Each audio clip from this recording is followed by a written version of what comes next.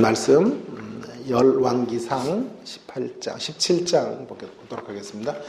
열왕기상 17장 8절 말씀에서 16절 말씀까지 함께 교독하도록 하겠습니다. 구약성경 544쪽, 545쪽이 되겠습니다. 열왕기상 17장 8절 말씀에서 16절 말씀까지 제가 8절을 먼저 읽고 성도님들이 9절을 읽으시고 교독하도록 하겠습니다. 여호와의 말씀이 엘리야에게 임하여 이르시되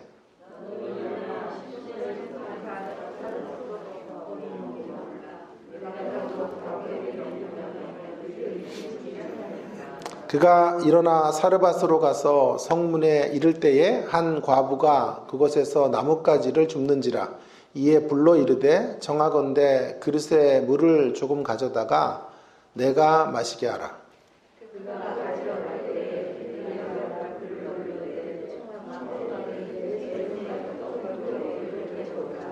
그가 이르되 당신의 하나님 여호와께서 살아계심을 두고 맹세하노니 나는 떡이 없고 다만 통에 가루 한 움큼과 병에 기름 조금뿐이라. 내가 나뭇가지 둘을 주어다가 나와 내 아들을 위하여 음식을 만들어 먹고 그 후에는 죽으리라.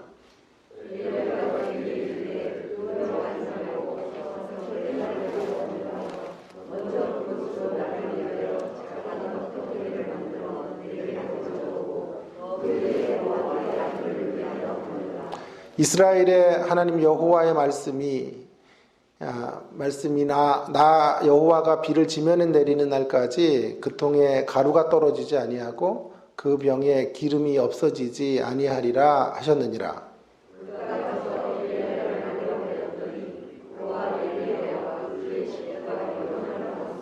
함께 읽습니다. 여호와께서 엘리야를 통하여 하신 말씀같이 통에 가루가 떨어지지 아니하고 병에 기름이 없어지지 아니하니라. 아멘. 2018년 4월 8일 제가 이 본문을 가지고 설교를 한번 여러분들과 함께 나눈 기억이 납니다. 조금 다른 오늘 좀 각도에서 물론 중심 메시지는 유사하겠습니다만은 조금 다른 접근법을 가지고 본문을 다시 한번 살펴보도록 하겠고요. 그 다음에 또 설교를 한다면 저는 이제 그 다음 구절에 해당하는 17절부터 지금 설교를 하려고 합니다. 여러분, 한국인이 가장 사랑하는 영성 신학자 그리고 설교자는 뭐니 해도 유진 피터슨이 될 것입니다. 그분이 그의 책, 이 책을 먹으라 라는 책에서 자신의 손주 이야기를 하는데요. 한 번도 들려드렸지만 다시 한번 말씀을 좀 해보겠습니다. 7살짜리 손주 이름은 한스인데요. 처음 맞이하는 성찬에 참여하기 위해서 이제 교육을 받으러 교회에 갔습니다. 할머니가 한스를 데리러 갔죠. 돌아오는 길에 특별 전시장 박물관에 이제 잠깐 들리려고 합니다. 차를 타고 가는데 이제 배가 너무 고파서 넓은 공원에 앉아서 벤치에서 점심을 같이 할머니와 한스가 점심을 나누어 먹습니다. 샌드위치를 먹습니다. 그 다음이 재밌는데요. 이 한스 녀석이 할머니와 조금 떨어져 앉는 거예요. 그러더니 책가방에서 조금 전에 목사님에게서 받은 신약 성경을 꺼내 펼치더니 코앞에 대고는 그 글자를 따라서 눈동자를 움직이며 경건하게, 평소에는 말이 엄청 많은 녀석인데 침묵 가운데 중얼중얼거리며 신약 성경을 읽는 것입니다. 한참을 읽더니 성경책을 다시 책가방에 집어넣습니다. 그리고 말합니다. 됐어요, 할머니. 이제 가도 됩니다. 박물관으로 가요. 할머니가 무척 감동을 했습니다. 그리고 한편으로는 우습기도 했어요. 왜인지 아세요? 7살짜리 손주 한스는 글을 몰라요. 글을 알지 못하는 한스. 좀 웃을 줄 알았더니 웃지를 않으시네. 우픈 이야기. 우습지만 조금은 슬픈 이야기가 아닙니까? 요즘 빌어쓰는 이 이야기, 참 이런 부분들을 묵상할 수 있다는 게 참 저랑 좀 닮은 것 같아요. 저도 이런 것들 묵상하고. 지난번에는 81세의 결혼 이야기도 제가 하고 그렇지 않아요? 곰곰이 묵상하게 된 거지요. 글을 읽을 줄 모르는 한스가 공원 벤치에 앉아서 성경을 읽는다는 게 무슨 뜻인가? 성경을 읽는 한스는 일종의 비유이다. 성경을 읽는 한스는 일종의 비유이다. 너무도 멋진 표현이라고 생각합니다. 우리 시대 사람들이 성경을 대하는 태도가 이와 같다 할 수 있겠습니다. 한스와 같습니다. 성경을 읽으나 읽지 않고요. 경건하고 진지하지만 이해하지 못하고, 더욱 중요한 것은 성경을 읽을 뿐 성경으로 자신을 형성하지 않아요. 성경은 우리를 형성해주는 책, 영적 포메이션이 성경을 통해 이루어져야 하고, 성경을 통해 우리가 변화되어야 합니다. 트랜스포메이션이 되어야 하는 거죠.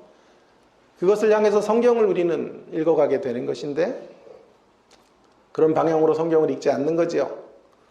내가 성경을 읽는 것이 아니라 성경이 나를 읽어야 하는 것이죠. 그 자리까지 가지 못하는 성경 읽기는 한스의 모습이다. 그렇기 때문에 성경을 끼고는 다녀도 성경적 가치를 살아내지는 못하고 마는 것입니다. 말씀 자체가 능력이 없어서가 아닙니다. 말씀은 강력한 힘을 가지고 있습니다. 다만 우리가 그 말씀 앞에 붙들리지 못하기 때문에 힘있고 능력 있는 부활의 삶을 펼쳐내지 못하는 것이죠. 오늘 우리가 함께 읽은 이 열왕기상 17장의 이야기, 엘리야와 사르밧 과부의 이야기입니다. 이 본문을 통해서는 여기에 초점을 맞추려고 그래요.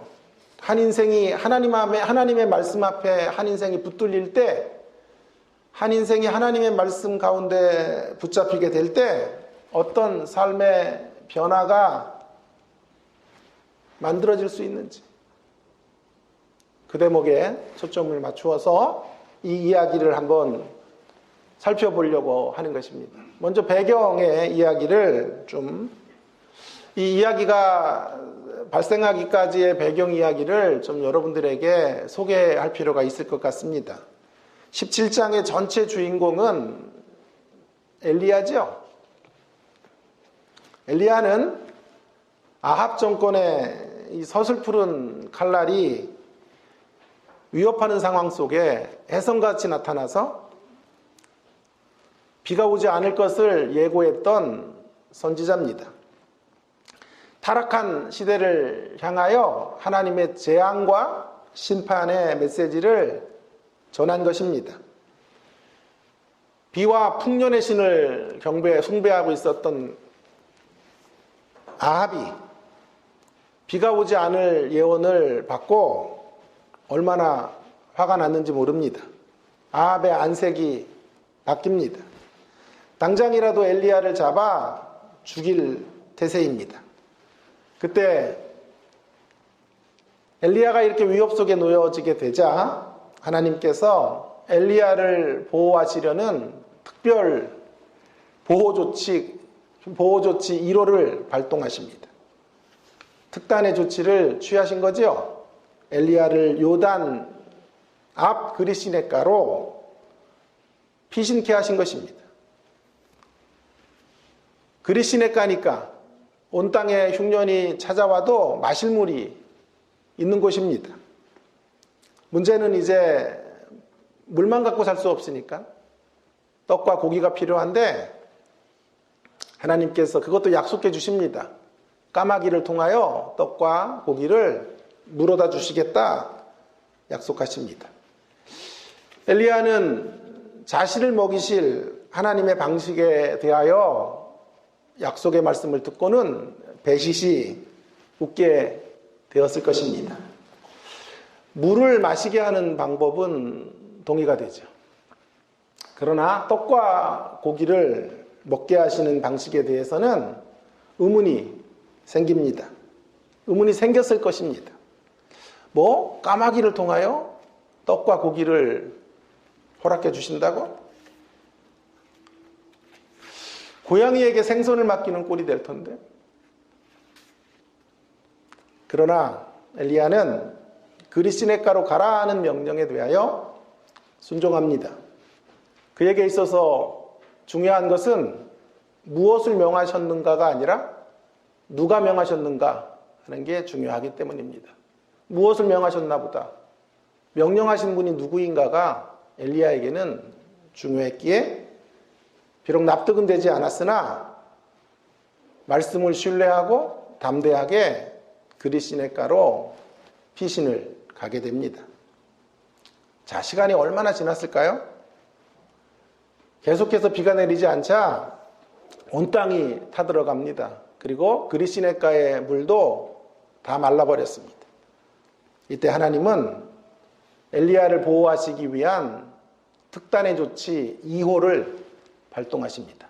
특단의 조치 2호가 이제 발동되는 순간입니다. 이번에는 그를 먹이시기 위해서 시돈에 속한 사르밧으로 가라.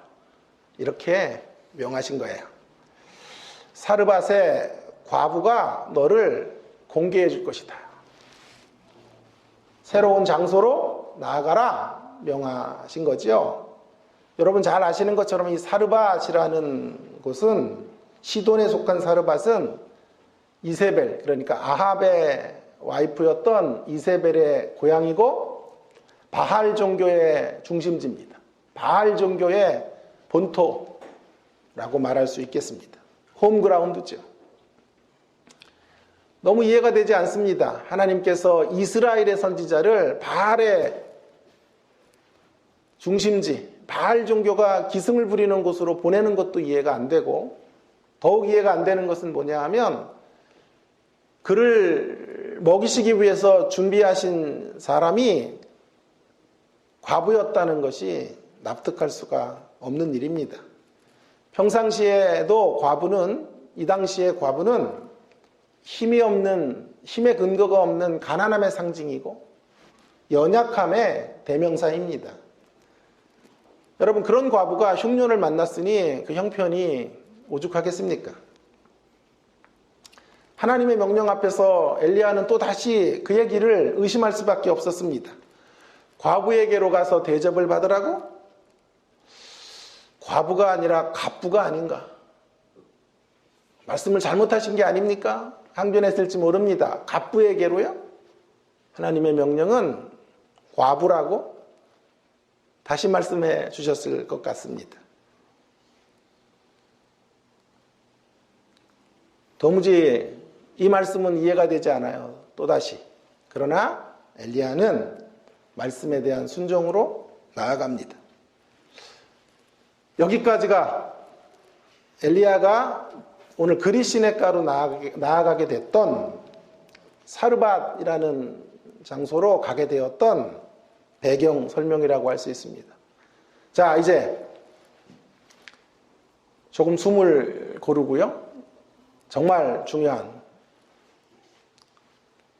엘리야와 과부의 만남의 핵심 포인트로 이제 건너가 보도록 하겠습니다. 본격적으로 본론의 이야기로 들어가 보도록 하겠습니다.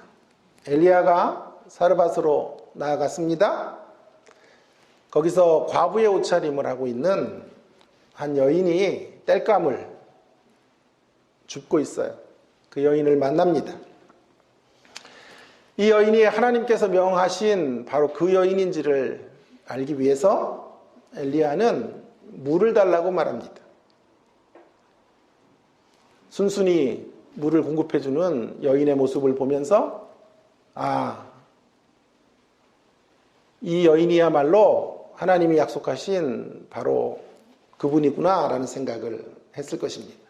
그래서 내친 김에 이제는 빵을 달라 얘기하는 것이죠. 과부는 자신의 마지막 식사에 해당하는 그 빵을 엘리야에게 대접합니다.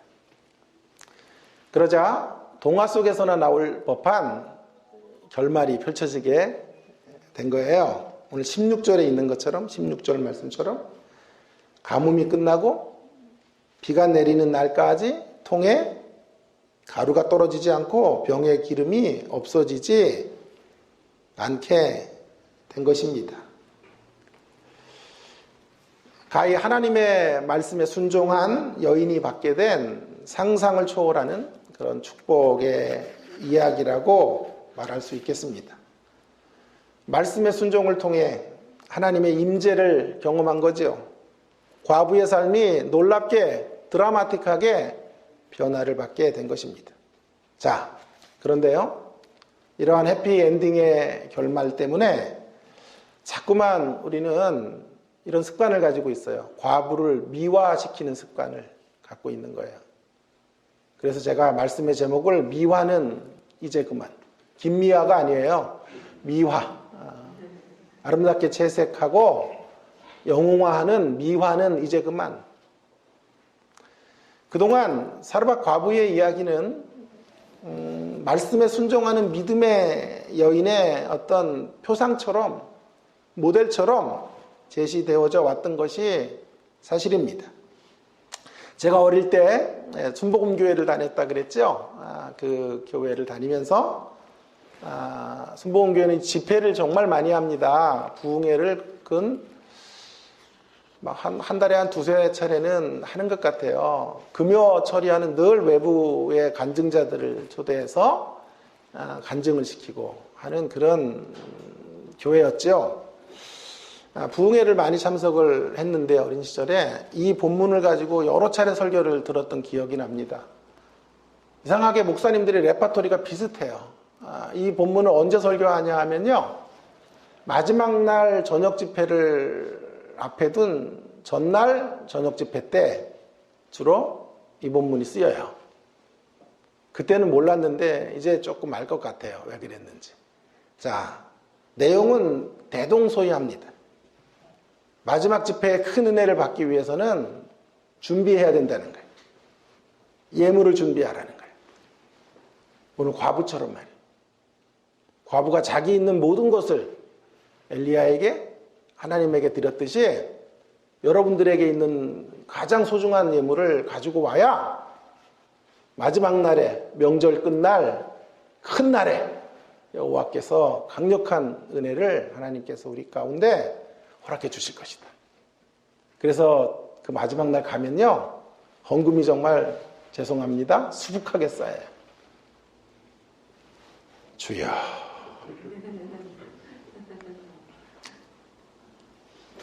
그렇게 하나님에게 드리면 여러분의 삶의 떡반죽 그릇에 밀가루가 떨어지지 않고 병에 기름이 사라지지 않는 놀라운 은혜를 경험하게 될 것이다.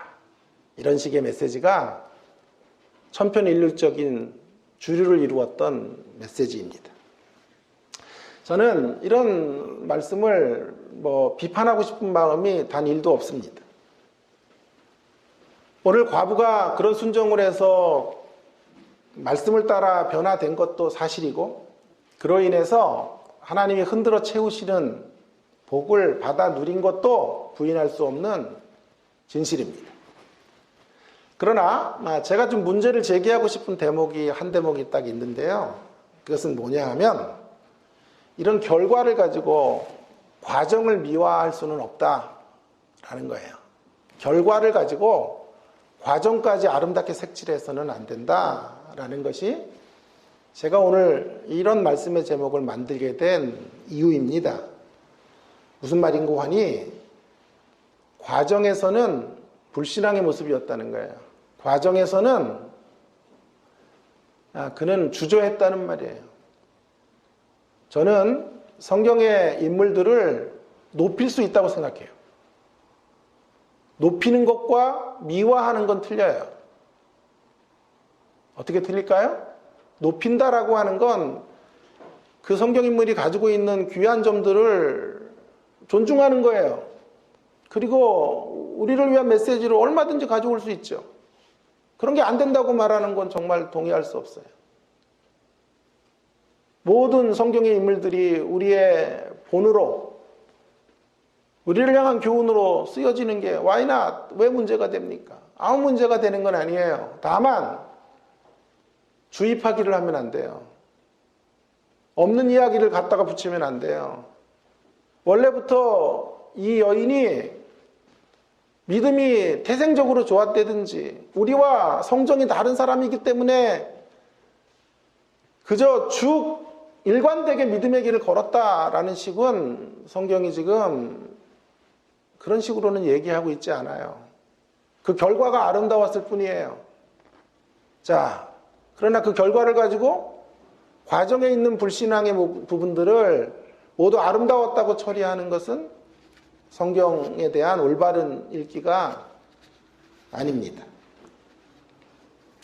자, 그녀는 지금 머뭇거리고 있다고요. 최소한 머뭇거리고 있어요. 더 심도 깊게 말하면 불신앙의 모습으로 반응하고 있어요. 떡의 문제 앞에서 말이에요. 자, 이것을 입증해 볼까요? 다시 본문의 이야기 속으로 되돌아가 보겠습니다.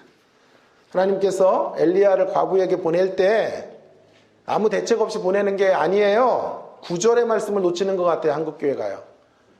이 본문을 뻔히 펴놓고도 9절을 자꾸 놓쳐서 본문을 가지고 과부를 미화하는 일들이 벌어지는 건데요. 9절을 다시 한번 주목해 보십시다. 17장 9절을 한번 눈여겨보세요. 뭐라 그래요? 사르밧으로 가라고 하시면서 9절의 말씀 뭐라고 말해요? 그곳 과부에게 명령하여 내게 음식을 주게 하였느니라. 대책을 마련해 놓고 가라고 하신 거죠. 자, 그리시네가로 보낼 때에도 그냥 보내지 않으셨죠. 우를 먹게 해줄 것이고 떡과 고기를 까마귀를 통해 허락해 줄 것이다 라고 말씀해 주셨던 것처럼 이제 새로운 땅으로 나아가는데 약속해 주시는 거예요. 과부를 통해 먹여줄 것이다. 자, 그렇다면 과부는 하나님의 어떤 사인을 받았겠죠. 어려운 대목은 아닌 것 같은데요. 하나님이 과부를 통해 명령하셨다고 말하니까 과부에게 어떤 형태로 찾아가셨겠죠. 그 어떤 형태가 무언지는 성경이 말하지 않으니까 우리는 계시 의존 사색, 어려운 말인데 하나님의 계시의 말씀의 빛 아래서만 사색하는 거니까 더 이상은 상상할 수는 없어요. 더 이상은 뭐라고 말할 수 없어요. 아마도 그 당시에는 꿈으로도 나타나시고 환상으로도 나타나셨던 시대니까 이런 방편들을 동원해서 말씀하셨겠지요. 엘리야라는 선지자가 올 텐데 너가 가지고 있는 그 양식으로 대접하라. 그렇게 분명히 말했을 것이라고 말씀하셨을 것이라고 추정할 수 있겠습니다. 제가 지금 제 논리로 말하는 게 아니고요. 성경이 그것을 지지하고 있는 것이 아닙니까? 자, 12절에 보면 하나님을 만났다는 증거가 있어요. 과부가요. 12절에 뭐라고 말해? 떡 가져오라 그러니까 이렇게 말하잖아요. 그가 이르되 당신의 하나님 여호와께서 살아계심을 두고 맹세하노니. 여호와 하나님이 살아계신 것 고백하는 거잖아요. 하나님의 살아계심을 두고 내가 맹세하는데 이렇게 말하잖아요. 그러니까 하나님께서 어떤 형태로든지 이 여인을 만나신 게 분명해 보입니다. 자, 이제 그 다음인데요. 그 다음에 과부의 말에 좀 주목해 주시기를 바랍니다. 이 부분이 매우 중요합니다. 하나님의 살아계심을 두고 맹세하는데 떡은 없다는 거예요.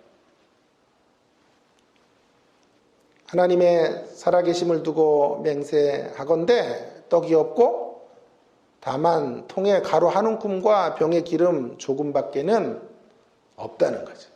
자신의 처지를 알리는 거죠. 그러면서 그 다음 구절이 우리의 마음을 아프게 하죠. 그 다음 구절에 이렇게 말하는 거죠. 나와 내 아들을 위하여 음식을 만들어 먹고 그 후에는 죽으리라. 제일 가슴 아픈 구절은 아들이라는 구절이고 그 다음 구절은 그 후에는 죽겠다는 거예요.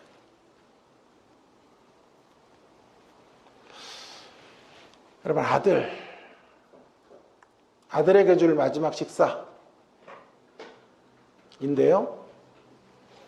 자, 한번 상상해 보세요. 엘리야가 물 얻어먹고 떡 가져와 그랬더니 하나님이 이 과부에게 나타난 상태죠. 과부에게 임하신 상태니까 물도 준 김에 내친 김에 떡도 갖다 드려야 믿음이 좋은 여자죠. 그죠? 그런데 떡의 문제 앞에서는 뭐라고 말합니까? 나와 내 아들이 먹고 죽을 겁니다. 그거밖에 없습니다. 그 말은 여러분에게 묻습니다. 졸지 마세요. 묻습니다. 엘리야에게 이 떡 주겠다는 얘기, 안 주겠다는 얘기예요. 안 줄라 그러니까 이렇게 말이 길어지죠. 답이 길면은 답이 아닌 거예요. 긴 건 답이 아닌 거죠. 지금 못 주겠다는 것을 얘기하고 있는 거예요. 완곡한 거절. 줄 것 같으면 떡 가져오너라. 하나님 나타나셨지? 내가 엘리야야. 떡 가져와. 그 떡을 드릴 것 같았으면 옛설 하고 부엌으로 들어가서 기름에 밀가루 반죽해서 전병 하나 만들어서 우리로 말하면 부침개, 예? 그거 가지고 대접하면 이 여인은 처음부터 믿음이 좋았던 여성이 되는 거예요. 그러나 거절하고 있는 거죠. 아들을 이야기하면서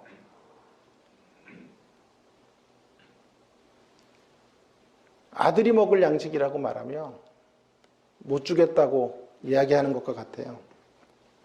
당연하죠? 당연하지 않습니까? 과부의 이런 반응이 정상적인 게 아닙니까? 엘리야는 이렇게 말해요. 재밌어요. 먼저 나에게 가지고 오고 먹으라. 아니 젠장 지한테 가져가면 먹을 게 어딨냐고 도대체.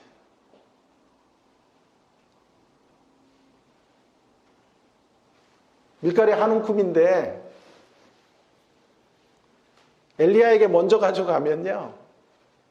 한 입거리도 안 되는 거 먼저 가져가면 남는 건 거의 없거나 전혀 없게 되겠죠. 거의 없거나 전혀 없는 상태의 마지막 양식을 가져오라고 하니까 못 주겠다는 것도 이해가 되잖아요. 그 말은 이 양식은 마지막 양식이란 말이에요. 그녀에게 있어서 전부인 거예요.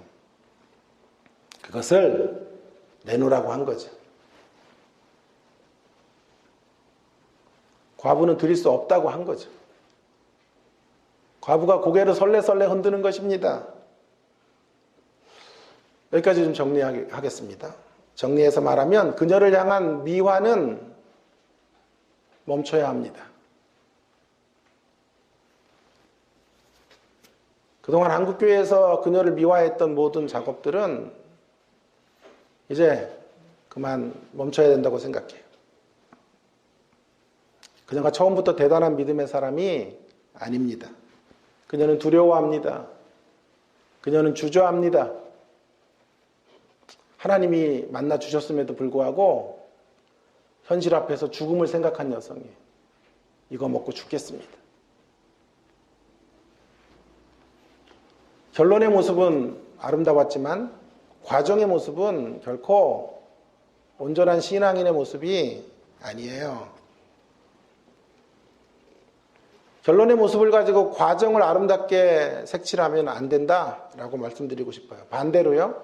반대도 하나 좀 잠깐 생각해 볼게요. 반대로 과정이 선했지만 과정이 좋았지만 결과가 좋지 않을 수도 있어요.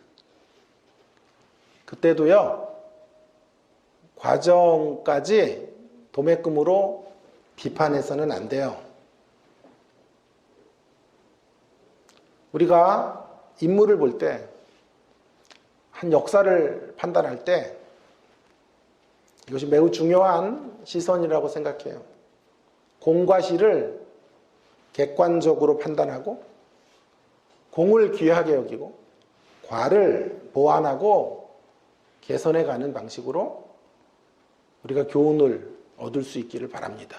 한 인생을 대접하거나 바라볼 때도 어떤 사람은 전적으로 과만 있고 어떤 이는 전적으로 공만 있는 사람은 없어요. 잘한 점이 있고 또 잘못한 점이 있어요. 인격적으로 좋은 점이 있고 모자란 대목이 있다고요. 좋은 점을 귀하게 내 것으로 만들려고 하고 좀 부족한 대목을 나는 보완하려고 하면 우리는 모든 사람을 통해 배우고 함께 지어져 가는 공동체를 이루어갈 수 있다고 확신합니다. 확신합니다. 자, 이제 조금 더 가봅시다. 그러면 미화를 빼야죠, 본문에서. 그죠?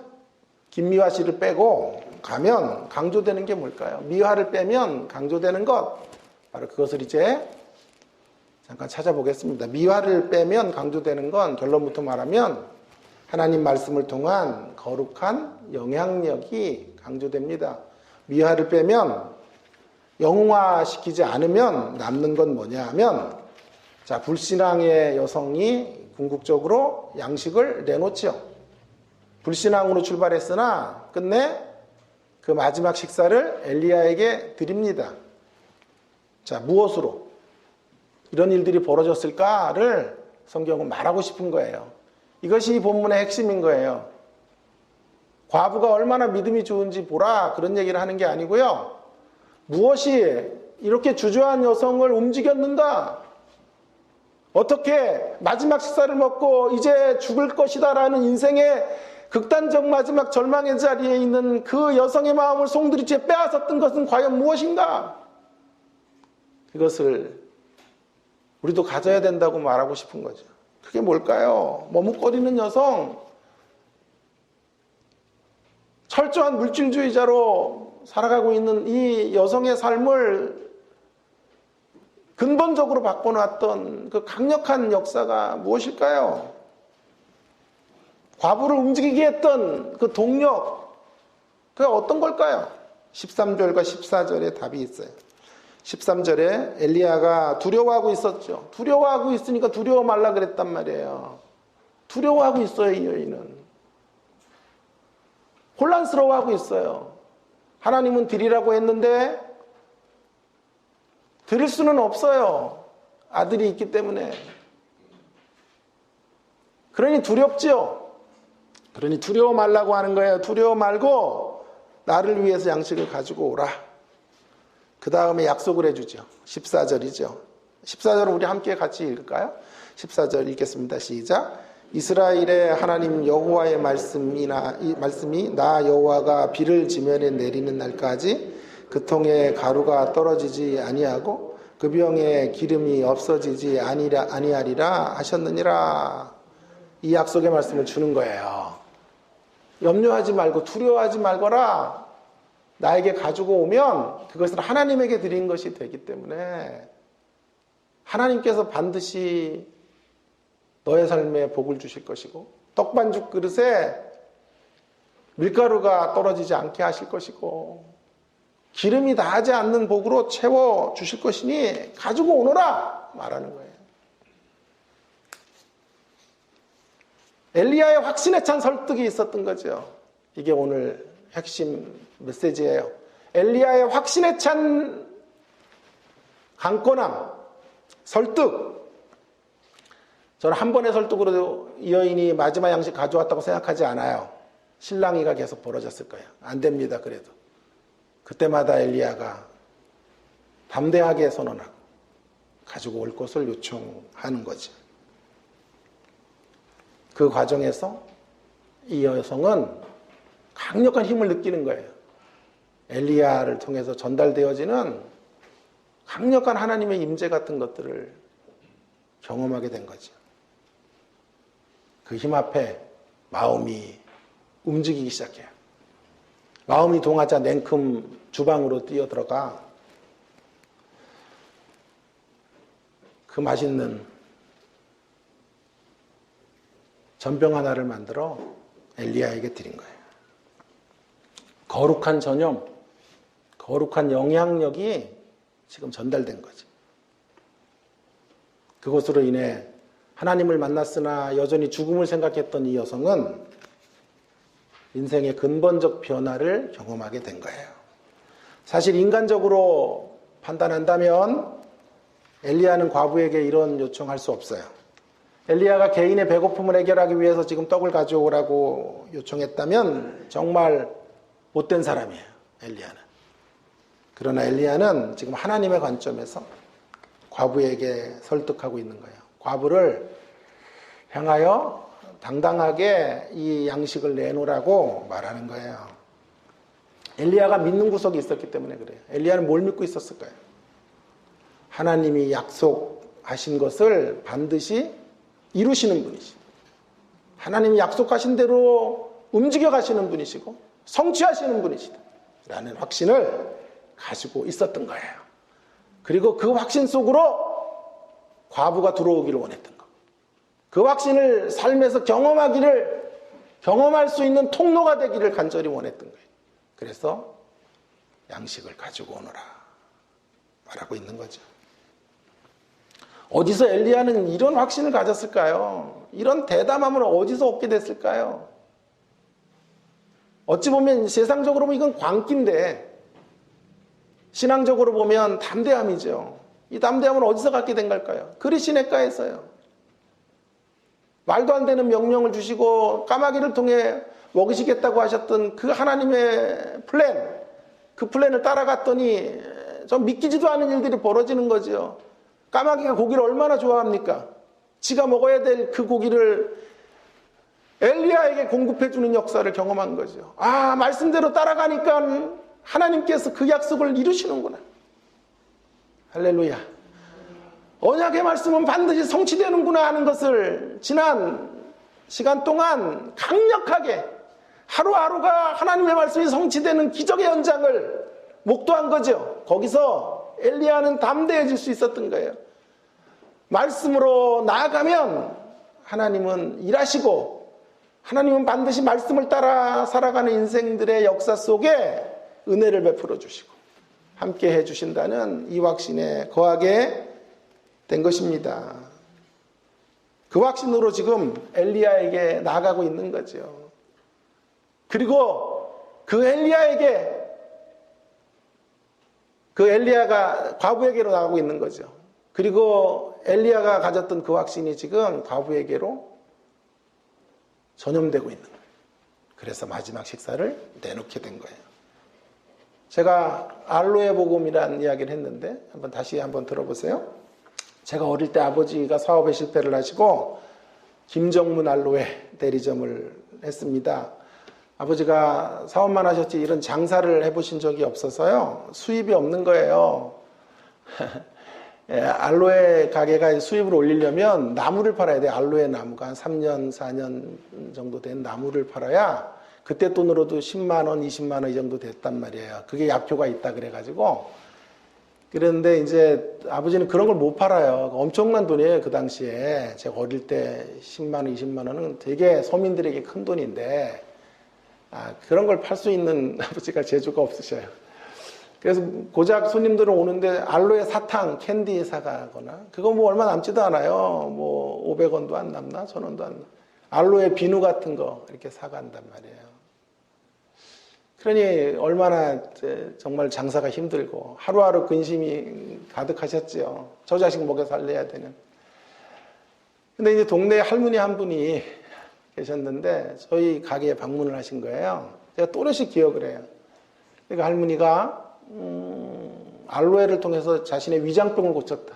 저 오늘 알로에 광고하는 거 아니에요. 여러분 간접 뭐 PPL 하고 있는 거 아니에요. 제 있는 삶의 이야기 하는 거니까 저 인간이 또 어디서 뭐 찬조받았나 절대 그런 거 아니에요. 그리고 뒤에 가실 때 뭐 알로에 주스 나눠주고 절대 그러지 않을 거예요. 여러분 기대도 하지 마세요. 자, 근데 그 할머니가 위장병을 고쳤다고 막 우리 아버지를 붙잡고 알로에 절한 걸 그렇게 하는 거예요.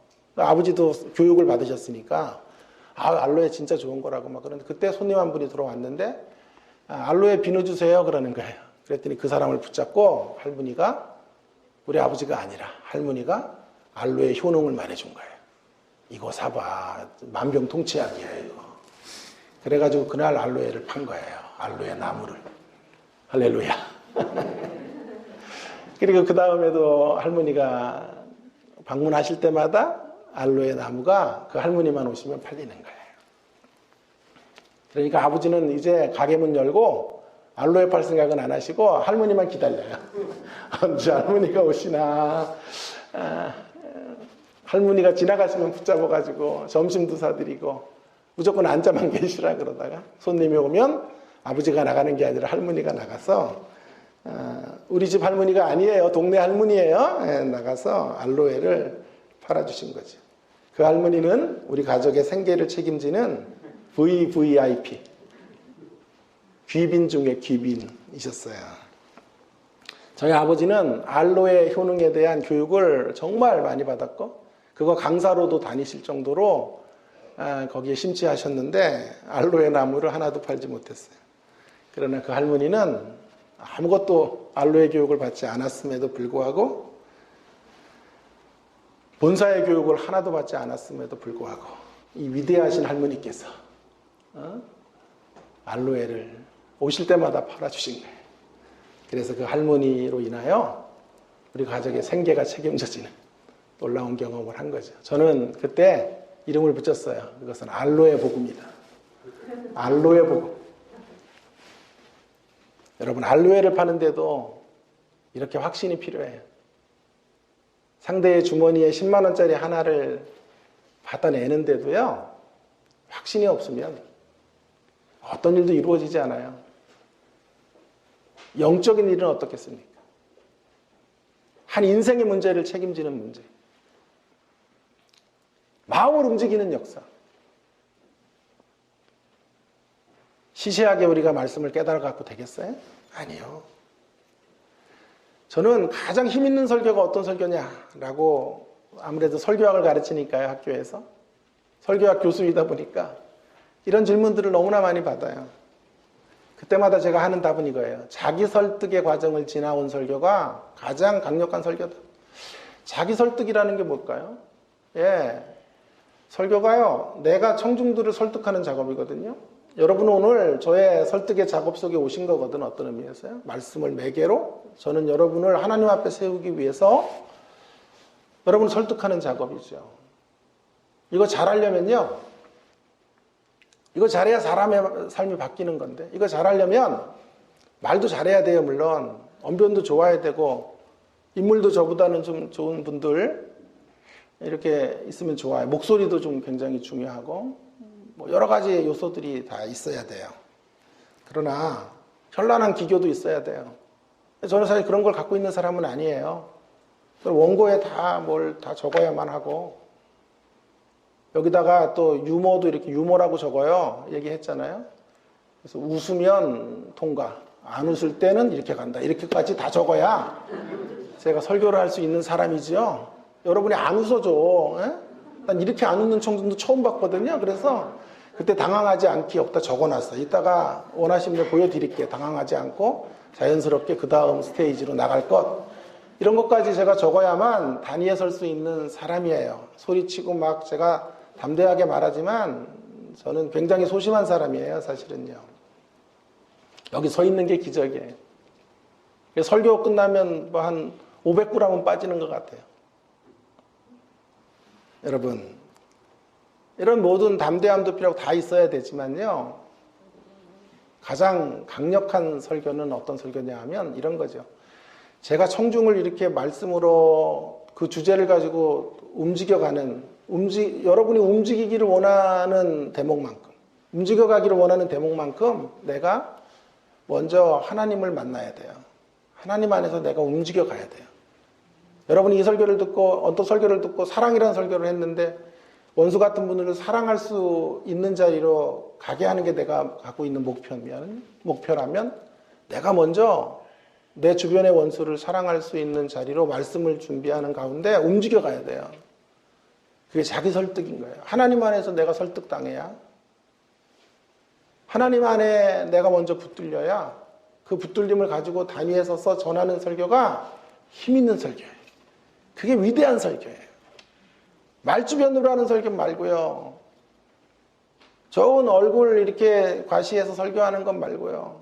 좋은 음향시설 같은 거 가지고, 물론 그것도 필요한데요. 그런 설교 말고, 그런 설교가 아니라 내가 먼저 청중들을 설득하기에 앞서 하나님에 의해서 설득당한 그 메시지.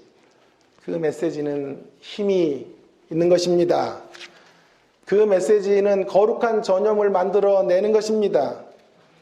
그저 말로 청중들을 얼레고 달래고 뭐 위로하고 이러는 거 말잔치 하는 게 아니고요. 소리치는 게 아니고요. 내 삶의 변한 흔적들을 꺼내서 청중들을 이끌어가는 설교가 가장 하나님 기뻐하시는 설교라고 확신해요. 우리는 그런 의미에서 하나님께 설득당한 사람들이에요. 맞죠? 하나님께 설득당해서 여기 오신 거를. 이제 우리의 사명은 과부를 설득하는 거예요. 이 과부와 같이 주저하는 사람들을 설득하는 일이에요. 하나님에 의해서 설득된 사람만 그 강력한 힘을 가지고 주변 사람들을 설득할 수 있다라는 게 사르밧 과부 이야기의 핵심이에요. 이 핵심을 놓친 채 한국교회는 그동안 과부 믿음 칭찬하는 것으로, 과부 믿음 높이는 것으로, 과부 믿음 그 정도도 괜찮아요. 미화시키는 것으로 이 본문을 전부 사용해버렸어요. 과부의 영웅적 믿음 없어요. 과부를 움직인 그 힘이 무엇냐는 거예요. 사르밧의 이 과부가 원래부터 위대해서 우리와는 성정이 다른 사람이기 때문에 움직인 것이 아니에요. 어떻게 그녀의 마지막 식사를 하나님에게, 엘리야에게 내놓을 수 있었을까요? 말씀이 들어갔기 때문에 그래요. 확신에 찬 말씀의 통로인 엘리야가 그녀의 마음을 말씀으로 빼앗아 온 거죠. 약속의 말씀을 붙잡고 있는 한 사람이, 그리고 약속의 말씀을 경험했던 한 사람이 지금 강력한 힘으로 주저하고 있는 한 인생, 먹고 죽으리라, 그렇게 인생을 비관하고 있는 한 여성에게 희망의 길을 보여준 거죠. 말씀을 한스처럼 읽는 게 아니에요. 한스처럼 글도 모르면서 성경을 펴놓고 중얼거리는 그런 읽기 가지고는 안 되고요. 학습으로 그냥 성경 몇 자를 읽는 것 갖고는 안 되고요. 말씀에 사로잡힐 때, 말씀에 붙들릴 때 우리는 변화되는 것입니다.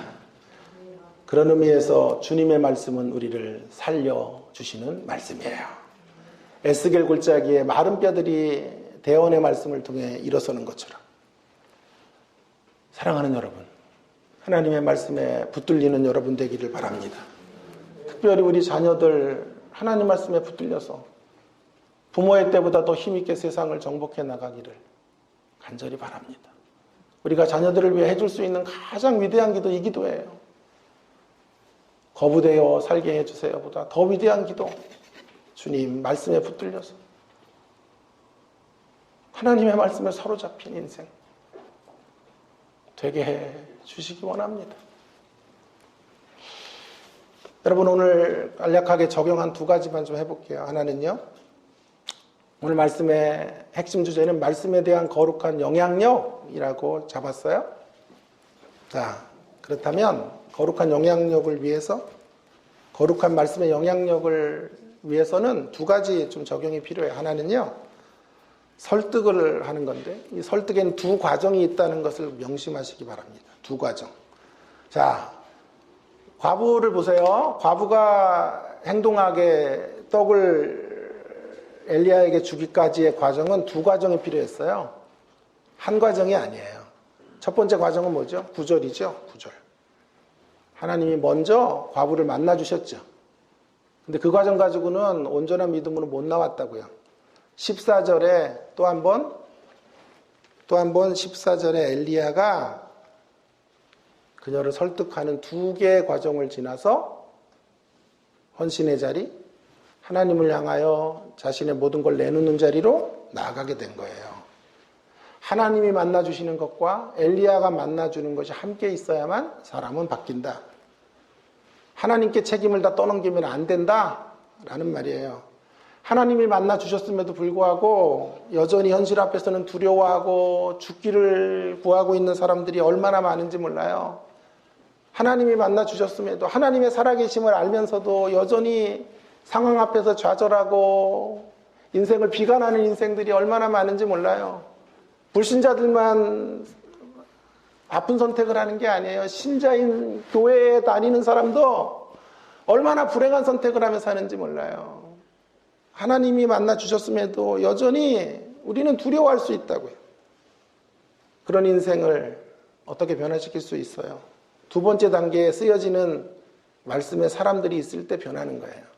그래서 교회가 필요한 거예요. 그래서 믿음의 사람들이 있어야 하는 것이에요. 사도 바울이 변할 때도 두 단계로 변했다 그랬죠? 사도행전 9장에. 하나님 만나주시죠. 그러나 눈이 멀었죠. 그때 아나니아를 보냈어요. 그 아나니아를 통해 눈뜨게 하시는 두 개의 계한. 그러니까 두 개의 계한이 한 번 눈이 멀었지만 다시 눈뜨게 하시는 과정에서 두 번의 만남이 있어요. 하나님을 만나고 아나니아를 만나야 변하는 거예요. 하나님의 능력이 고작 이거밖에 안 됩니까? 하나님을 모독하는 겁니까? 그런 얘기가 아니고요. 이것은요, 능력의 문제가 아닌 거예요. 제가 지금 말하는 건 능력의 문제를 초점으로 하고 있는 게 아니고요. 하나님의 사역의 방식을 말하는 거죠. 하나님이 고집하시는 방식은 언제나 협력적 사역이에요. 하나님은 인생들과 협력하기를 원하셨고 교회를 통해 하나님의 위대한 일들을 이루어가기를 원하시는 거예요. 하나님이 다 하실 수 있는 작업에 엘리야를 사용하고 계시는 거죠. 과부와 사울을 변화시키는 이 길목에는 반드시 성숙한 교회, 성숙한 하나님의 사람들 있어야 하는 것입니다. 하나님의 영역을 침범해서도 안 되고요. 우리의 영역을 등한시해서도 안 돼요. 하나님의 영역을 침범하는 모습은 이런 거죠. 자, 많이 고민했는데 우리가 때때로 하나님의 영역을 침범한다고요. 어떻게 침범하는지 아세요? 비인격적 강압은 하나님의 영역을 침범하는 거예요. 비인격적인 강압, 상대를 밀어붙이는 거죠. 인격이 없이 밀어붙여요.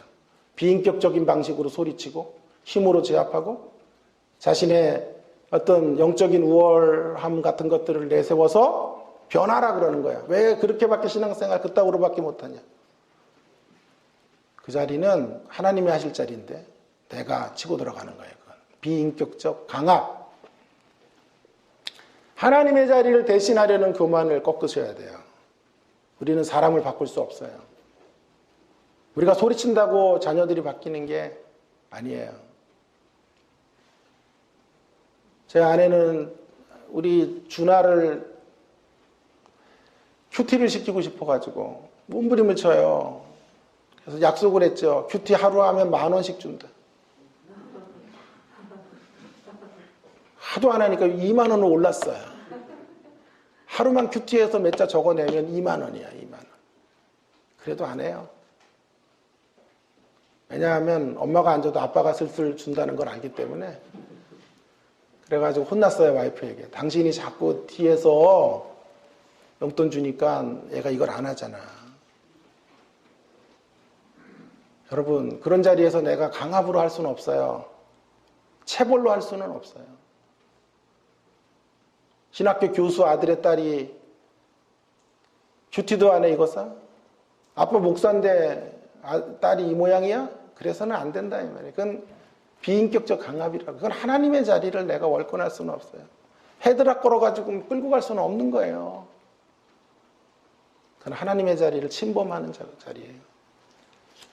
그렇다고 해서 태만한 모습을 가져서는 안 돼요. 태만함이란 이거죠. 인격적 강권조차 하지 않는 거. 이것은 태만한 거예요. 이건 우리가 해야 돼요.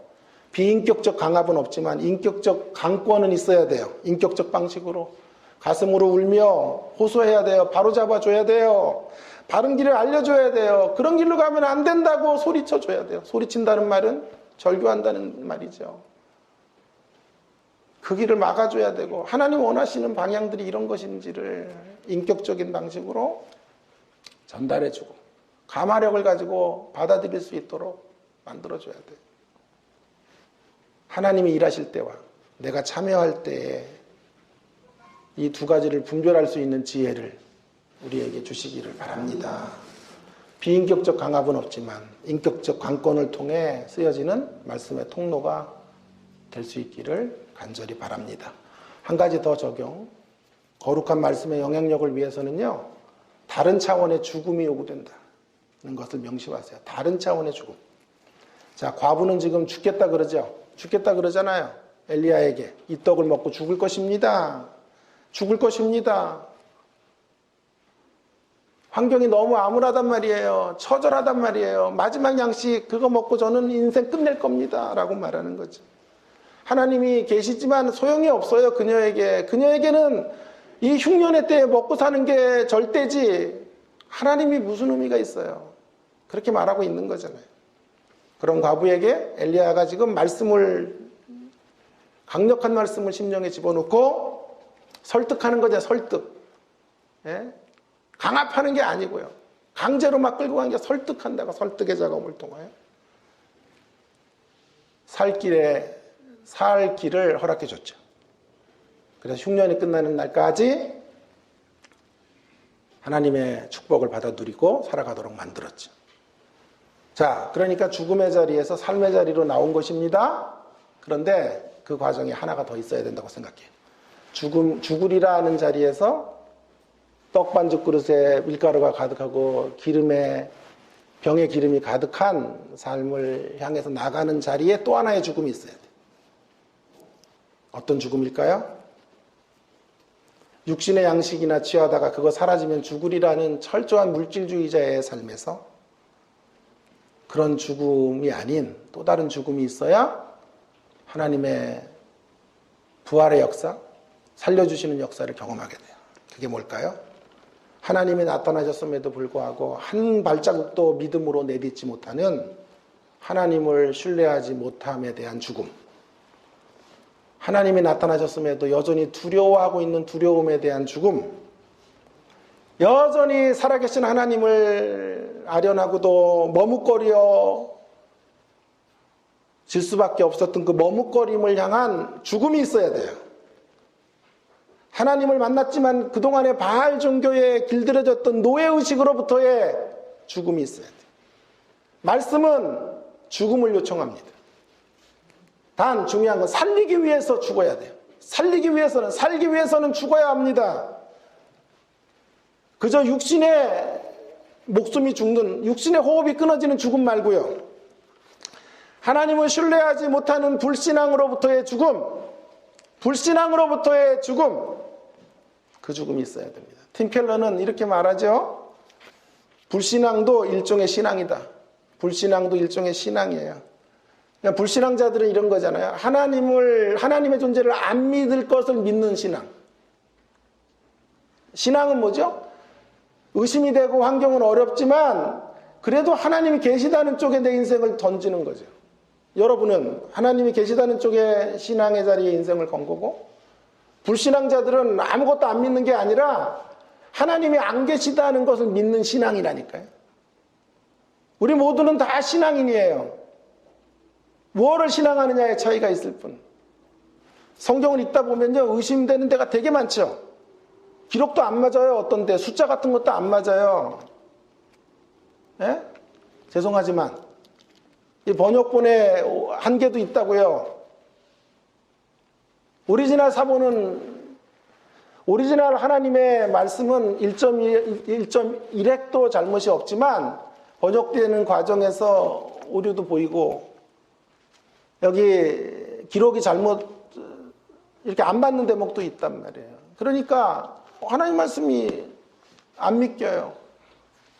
그래도 우리는 여기에다 우리 인생을 전부 던졌어요. 하나님은 살아계시고 하나님은 오늘도 우리의 삶 속에서 역사하시고 일하신다. 우리 그걸 믿어요. 그것을 믿는 신앙인으로 살기로 결단한 거예요. 불신자들은요, 이런 의심거리들을 얘기하면서 야, 하나님이 계시면 왜 세상이 이러냐. 테스형 막 노래하면서 말이야. 하나님이 계시면 뭐 이 모양이야. 그런 것들을 증대시켜서 하나님 없는 쪽에 자신의 인생의 모든 걸 던지는 하나님이 없는 것을 믿는 신앙. 여러분, 신앙으로 나오려면 어떻게 될까요? 이런 불신앙을 죽여야 나올 수 있어요. 우리의 못된 자아를 죽여야 돼요. 자아의 종말이 이루어져야 하나님의 은혜의 폭포수를 경험하게 되는 것입니다. 그래서 이런 차원에서 우리는 날마다 죄와 사망으로부터 죽노라. 죄에 대하여 죽고 사망에 대하여 죽어야 되는 거예요. 사랑하는 여러분, 하나님의 말씀이 우리를 살립니다. 말씀으로 살아나셔야 합니다. 그 길만이 이 허무한 인생길, 이 힘들고 어려운 코로나19의 상황들, 그로 인한 두려움으로부터 그것을 극복하고 하나님 안에서 여전히 머뭇거리는 삶을 청산하고 새로운 삶, 능력 있는 삶, 그런 삶의 자리로 나아가게 되는 놀라운 역사가 펼쳐지게 될 거예요. 말씀의 사람으로 거룩한 영향력을 전달하는 저와 여러분이 되기를 주의 이름으로 축원합니다. 함께 통성으로 같이 기도하겠습니다. 오늘 주신 말씀 기억하면서 결국 말씀 밖에는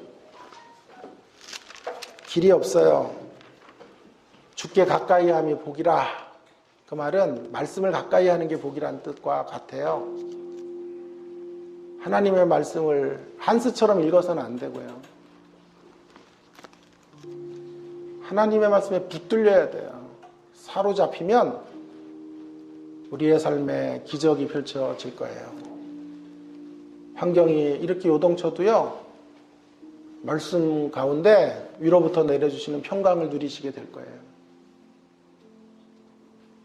말씀에 사로잡혀 살아가기를 간절히 소원하는 기도, 이 시간 또 우리 자녀들을 위해서도 좀 기도하면 좋겠어요. 말씀이 너무나 약해져가지고 다음 세대의 우리 자녀들에게 이 말씀이 전달이 되지 않는 거예요. 기독교가 종교로는 우리 자녀들의 가슴 속에 전달이 되는데 이 말씀의 역동성으로 들어가지 못하고 있는 거예요. 너무너무 안타깝죠. 우리 자녀들의 세대가 이제 5월에 또 가정의 달도 오고 하는데 다음 세대가 말씀으로 일어서는, 부모의 때보다 더 힘있게 말씀에 붙들려서 살아가는, 2만 원 3만 원 줄 테니 큐티해라 이렇게 안 해도 스스로 일어나서 큐티하고 이러는 말씀의 사람들로 좀 설 수 있기를 간절히 기도하면서 하나님 앞에 한 1, 2분 기도하며 나가겠습니다. 기도하십시다. 하나님 아버지, 은혜를 감사합니다. 오늘 저희들에게 귀한 말씀을 주셔서 하나님의 말씀에 이 세미한 음성들을 들려주셔서 감사합니다. 하나님, 우리가 거룩한 말씀 가운데 설득당한 인생을 살게 하시고 말씀으로 또 다른 이들을 설득해가는 믿음의 사람들이 되게 하여 주시옵소서. 비인격적 강압은 하나님 버리고 인격적 강권함으로 하나님 아버지, 우리 주변에 있는 많은 사람들에게 말씀의 통로로 설 수 있도록 하나님 은혜를 베풀어 주시옵소서. 우리가 하나님의 말씀이 없어서 우리의 심령에 고동치는 말씀의 강력함을 잃어서 하나님 이런 변화를 만들지 못하는 우리의 한계를 주님 불쌍히 여기시고 하나님의 능력으로 함께하여 주시옵소서. 예수님의 이름으로 기도합니다. 아멘. 우리